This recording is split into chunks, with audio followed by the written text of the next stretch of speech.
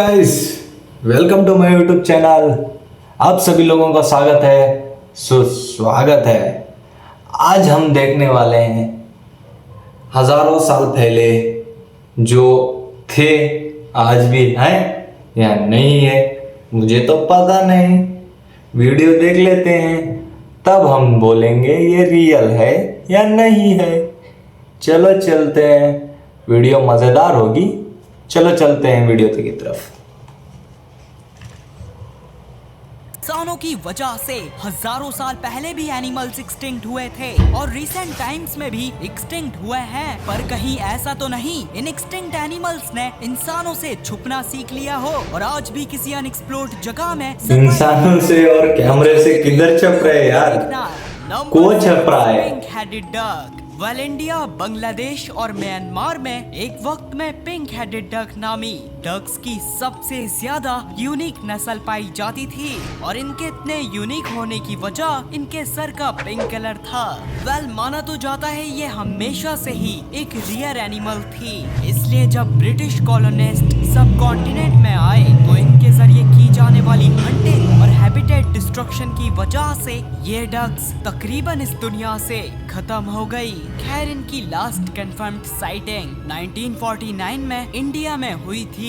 पर हाँ, पिछले कुछ सालों में फिशरमैन और बहुत से फार्मर्स ने इन्हें नॉर्थर्न म्यांमार के आइसोलेटेड स्वाम्प रीजन्स में देखने की काफी भरोसेमंद रिपोर्ट्स दी हैं। खैर इन आइसोलेटेड स्वाम्प रीजन्स तक पहुंचना बिल्कुल भी आसान नहीं है। साथ ही साथ pink headed ducks nocturnal animals थी, जिसका मतलब ये रात के वक्त एक्टिव हुआ करती थी, इसलिए इनका नॉकटर्नल होना इन्हें ढूंढने में और भी मुश्किल बनाता है। बहरहाल यही कुछ रीजंस हैं कि IUCN ने इन्हें अब तक एक्सटिंक्ट नहीं बल्कि क्रिटिकली इंडेंजर्ड का स्टेटस दिया हुआ है। नंबर 5, थैलेसाइन। थैलेसाइन को गलती से भी डॉग की कोई नस्ल नहीं समझिएगा, क्योंकि ये एक मार्सुपियल मैमल थे, इसलिए इनके क्लोजेस्ट लिविंग रिलेटिव्स भी वॉम्बैट्स और कैंगरूज जैसे एनिमल्स हैं। वेल थैलेसाइन कुत्ते के जैसा लग रहा है, साउथ में मतलब उसका आइलैंड में पाए जाते थे। पर अराउंड 1800s में क्या है नाम हमारी दुनिया में? तास्मेनिया आए तो इन्होंने कुछ ही सालों में हंटिंग करके इनकी नस्ल को खत्म कर दिया था और ये जू में कैद आखिरी फीमेल थैलेसाइन की वीडियो है, जो पुअर ट्रीटमेंट की वजह से 1936 में मर जाती है। वेल थैलेसाइन अपनी इस एक्सटिंक्शन के बाद से ही फेमस तरीन एक्सटिंक्ट एनिमल बन गए थे, इसलिए अगर इनकी आज भी साइटिंग या कहीं फोटो कैप्चर होती है तो उसमें भरोसा करना काफी मुश्किल होता है। जैसे कि इन फोटोज को ही देख लीजिए, इनके कैप्चर करने वालों का तो कहना था ये थैलेसाइन है,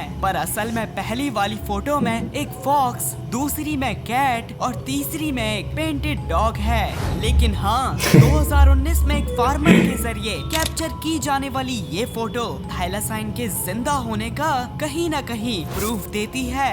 बहरहाल ये जो मैप आप देख रहे हैं, इसमें 1936 के बाद से तास्मेनिया में जितनी भी थैलेसाइन की साइटिंग्स हुई है उनकी लोकेशन है, इसलिए तो कुछ एक्सपर्ट्स का मानना है ये आज भी तास्मेनिया में कहीं ना कहीं जिंदा है। नंबर 4, जिंदा है तो रहने दो।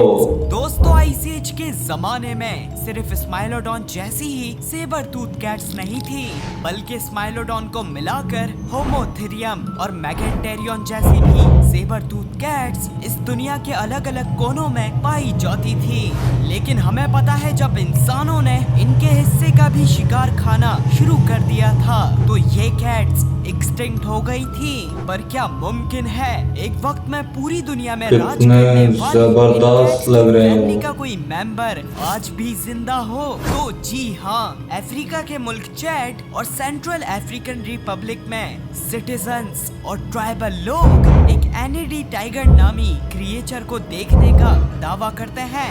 वेल इनके मुताबिक एनिडी टाइगर एवरेज लायन से काफी बड़ा होता है और इसके जॉस में 2 बड़े कैनाइन टीथ भी होते हैं। साथ ही साथ इन लोगों ने कुछ हिप्पोस की गर्दन चीरी हुई लाशें भी देखी हैं। वेल आपकी इंफॉर्मेशन के लिए सेबर टूथ कैट्स भी अपने शिकार को पकड़ने के बाद सबसे पहले उनकी गर्दन को ही चीरा करती थी। बहरहाल मजीद भरोसे के लिए जब तो दांत कितने बड़े हैं? मॉडर्न लायन, टाइगर, लेपर्ड के साथ मिक्स करके सेबर टूथ कैट की पिक्चर दिखाई गई तो इन्होंने फौरन सेबर टूथ कैट की तरफ इशारा करा था। इसका मतलब यही हो सकता है कि अफ्रीका में सेबर टूथ कैट्स की कोई अनडिस्कवर्ड नस्ल आज भी घूम रही है। Number 3, ground sloth. बेशक आइस एज हो के सकता जमाने है में या ना बहुत भी हो से सकता है। मेगाफौना इस दुनिया में इवॉल्व हुए थे, पर इनमें से ज्यादातर मेगाफौना आइस एज के खत्म होते होते और इंसानी हंटिंग की वजह से एक्सटिंक्ट हो गए थे। लेकिन शायद modern day cat sized sloths के elephant sized relatives ground sloth वाहिद आइस एज के ऐसे मेगाफौना हो सकते हैं जो आज भी सरवाइव कर रहे हो। तो जी हाँ, अगर आपने मेरी ये रिसेंट वीडियो देखी है तो आपको याद होगा इसमें मैंने मैपिंगुआरी नामी एक मिथिकल मॉन्स्टर का बताया था जिसे अमेज़न रेन फॉरेस्ट के कुछ ट्राइबल लोग काफी सालों से देखते आ रहे हैं। वेल, इनके मुताबिक मैपिंगुआरी की सिर्फ एक आंख है और साथ में ये अपने हाथों के सहारे चलता है। तो दोस्तों, ग्राउंड स्लॉथ्स भी बिल्कुल मैपिंगुआरी की तरह अपने हाथों के सहारे चलते थे। वैसे हाँ, ग्राउंड स्लॉथ्स की मेगाथेरियम जैसी लार्जेस्ट नस्ल 20 फीट तक लंबी थी और वही मैपिंगुआरी का साइज आमतौर में 7 फीट तक लंबा बताया जाता है।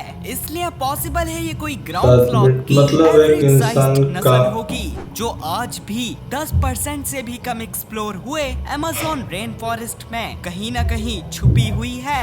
नंबर 2, स्टेलर सी काऊ। अमेज़न जंगल में तो शायद से होंगे, मुझे डाउट है। इनका काऊ से दूर का भी कितने ताल्लुक होंगे वो? नहीं था क्योंकि इनके क्लोजेस्ट जमीन में चलने वाले रिलेटिव्स एलिफेंट्स हैं। इसलिए ये भी एक जायंट एनिमल है जिनका आप इंसान के साथ साइज कंपैरिजन तो देख ही 30 सकते हैं, फीट। पर हाँ, ये बिल्कुल शरीफ और साथ में 30 हड्डी बरसती। फीट मतलब वैसे वाह। स्टेलर सी काऊ रशिया और अलास्का के बीच के बेरिंग सी में पाई जाती थी, लेकिन दुख के साथ यूरोपियंस ने इनको 1741 में डिस्कवर करते ही इनके गोश्त को खाने के लिए इन्हें इतना हंट करा कि ये सिर्फ 27 इयर्स में ही यानी 1768 में एक्सटिंक्ट हो गई। पर हाँ, कुछ 100 साल गुजर जाने के बाद 1962 में एक अब भी रहते तो अब भी खा लेते थे ये ह्यूमन। इंसान किसके ऊपर रहम खाते हैं? लोगों ने इनको देखने की काफी भरोसेमंद रिपोर्ट दी थी और फिर बाद में 2014 में ग्रीनलैंड के साहिल के पास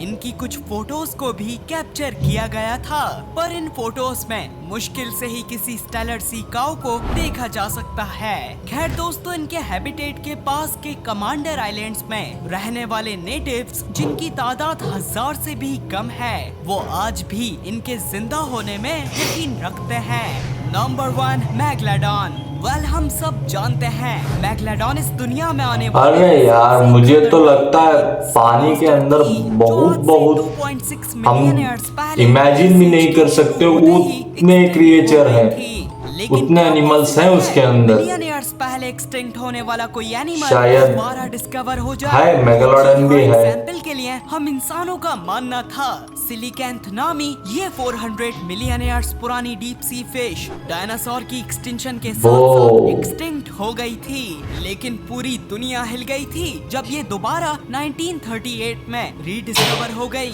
पर हाँ दोस्तों, मैग्लाडॉन कोई डीप सी फिश नहीं थी और आमतौर में काफी लोग मानते हैं ये मैरियाना ट्रेंच की गहराइयों में घूम रही है। तो मैं आपको बता दूं, मैग्लाडॉन मैरियाना ट्रेंच के डीप सी प्रेशर को बिल्कुल भी हैंडल करने के काबिल नहीं थी। तो फिर क्या इनके जिंदा होने का कोई सबूत भी है? तो जी हाँ, 1875 में मैग्लाडॉन के डिस्कवर होने वाले 10,000 साल पुराने ये दो दांत हमें बताते हैं कि मैग्लाडॉन कुछ 1000 साल पहले तक ओशंस में जिंदा थी और साथ में ये दांत इनकी एक्सटिंक्ट होने की डेट को भी पूरी तरह से चैलेंज करते हैं। और तो और डिस्कवरी चैनल के जरिए रिलीज की जाने वाली ये मैग्लाडॉन की कंट्रोवर्शियल फोटोज, साथ में मेक्सिको के साहिल में देखे जाने वाली 60 फीट लंबी ब्लैक डीमन शार्क कहीं ना कहीं मैग्लाडॉन या इनके किसी जायंट रिलेटिव के जिंदा होने की उम्मीद देते हैं। और वैसे भी हमारी दुनिया के 95% अनएक्सप्लोर्ड ओशन का